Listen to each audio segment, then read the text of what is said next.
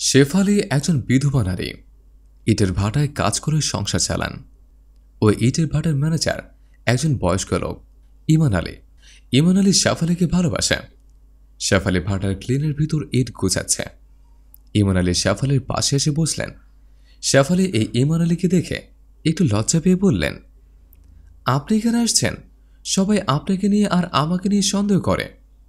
ইমান আলী বললেন, এই ভাটার ম্যানেজার আমি। কে কি বলল না বলল ওদিকে কান দিও না।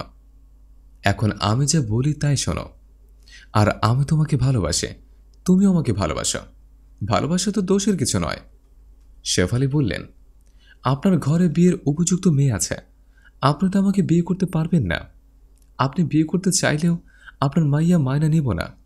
ইমান আলী বললেন, আমার মাইয়ারা নিয়ে চিন্তা করো না। আমার মাইয়া মায়না নিব না তাতে কি হয়েছে?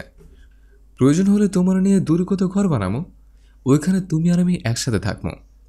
শেফালি বললেন, তোমার মাইয়া যে দরজাল, যদি তোমার আমার ভালোবাসার কথা জানতে পারে তাহলে আমার আর রক্ষা নাই, আমার একেবারে সিরে সিরে খাইয়া ফেলাইব। ইমান আলী বললেন, আরে কইলাম না, মাইয়ার নিয়ে তুমি চিন্তা করো না।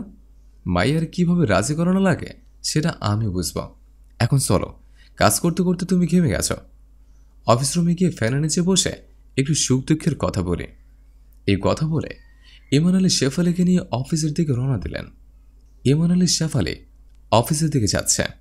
মুন্নার সাথে দেখা। মুন্না জিজ্ঞেস করলেন, চাচা, আপনি শেফালি আপুরা নিয়ে কয়ে যান? ইমান আলী বললেন, আরে বইল না মুন্না, অফিস যাচ্ছে। ওর কাজের জন্য ও একটা ঝুড়ি লাগবে, ও আমার সাথে ঝুড়িটা আনতে যাচ্ছে।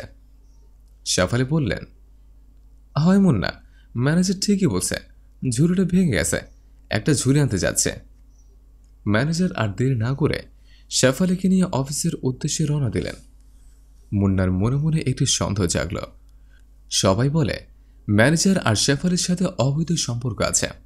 শেফালি ঝুড়ি লাগবো, কাউকে দিয়ে পাঠালেই তো হয়। ম্যানেজার শেফালিকে নিয়ে অফিস যায় কেন? একথা ভাবতে ভাবতে মুন্না চলে গেলেন। এদিকে শেফা বাবার সাথে দেখা করার জন্য ইটের ভাটা এসেছে। পথে মুন্নার সাথে দেখা। মুন্নাকে দেখে শেফা জিজ্ঞেস করলেন, আমার বাবাকে দেখেছেন? মুন্না শেফাকে বললেন, অনেকদিন ধরে ভাবছি তোমাকে একটা কথা বলবো, তোমার সাথে দেখা হয় না, তাই কথা বলা হয় না। শেফা বললেন, মুন্না ভাই, কি বলবেন বলেন। আমি আব্বুর কাছে এসেছে, আমার বান্ধবীর কালকে বিয়ে, তাই শপিংয়ে যাব কিছু কেনাকাটা করার জন্য। মুন্না বললেন, তোমার বাবার চলাফেরা ইদানিং ভালো না। ইটভাটায় সবাই তোমার বাবা আর শেফালিকে নিয়ে কানাঘুষা করে। কেউ কেউ বলে তোমার বাবার সাথে নাকি ওই শেফালির অবৈধ সম্পর্ক আছে। তোমার মতন বিয়ের উপযুক্ত একটা মেয়ে থাকতে তোমার বাবা যদি শেষ বয়সে এসে একজন বিধবা অর্ধবয়সী মেয়ের সাথে ঘনিষ্ঠভাবে মেলামেশা করে, সেটা ভালো দেখায় না। তাই বলছি কি, যদি পারো তোমার বাবাকে একটু বুঝিয়ে বলো, যেন শেফালির সাথে ঘনিষ্ঠভাবে না মেশে। মুন্নার মুখে এমন কথা শুনে শেফার চোখ মুখ যেন লাল হয়ে গেল। কোনো কথা না বলে মুন্নার সামনে থেকে চলে আসলেন। মুন্না কিছুক্ষণ শেফার দিকে তাকিয়ে মুন্নাও কাছে চলে গেলেন। শেফা অফিসের সামনে এসে দ্রুত অফিসের ভিতরে চলে গেলেন। অফিসের ভিতর থেকে শেফালি আর শেফার বাবাকে হাত ধরে টানতে টানতে বাইরে নিয়ে আসলেন। বাবাকে বলতে লাগলেন, ছি বাবা, আমার ভাবতে অবাক লাগে, তুমি কিনা এই বুড়ো বয়সে একজন বিধবা নারীর সাথে প্রেমের সম্পর্কে লিপ্ত হয়েছ।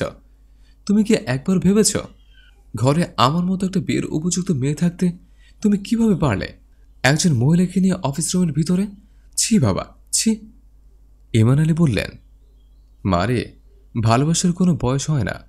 আর তাছাড়া তুই আমার মেয়ে, আমি তোর কখনোই খারাপ চোখে দেখি না। আমার বয়স হয়ে গেছে, ঠিক আছে, কিন্তু আমারও তো একটা মন আছে। আমি বলি কি, মা, তুমি আর আমাদের ভালোবাসার বাধা দিস না। আমি শেফালিকে অনেক ভালোবাসি। তুই যদি রাজি থাকিস, আমি শেফালিকে বিয়ে করতে চাই। শেফালি ও শেফাকে বলতে লাগলেন, মা শেফা, তোরও তো মা নেই, আর আমারও কোনো ছেলে মেয়ে নেই। আমি তোকে আমার মেয়ের মতো দেখব, কখনো তোকে মায়ের অভাব বুঝতে দেব না। তুই আর বাধা দিস না, তোর বাবার আর আমার ভালোবাসাটা মেনে নে। এইভাবে ইমান আলী আর শেফালি অনেক সময় বোঝানোর পর শেফা বুঝতে পারলেন যে যতই বাধা দেয় ওনাদেরকে ফেরানো যাবে না।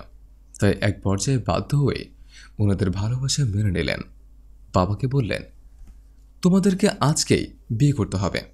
এখানে আর দেরি করো না, চলো আমরা কাজে অফিসে যাই। শেফার মুখে এই কথা শোনার পর ইমান আলী আর শেফালি খুশি হয়ে কাজী অফিসের দিকে রওনা দিলেন। শেফাও পিছে পিছে কাজী অফিসের দিকে গেলেন। বন্ধুরা, আমাদের এই গল্পটি যদি আপনাদের ভালো লেগে থাকে তাহলে লাইক, কমেন্ট এবং শেয়ার করবেন। ধন্যবাদ।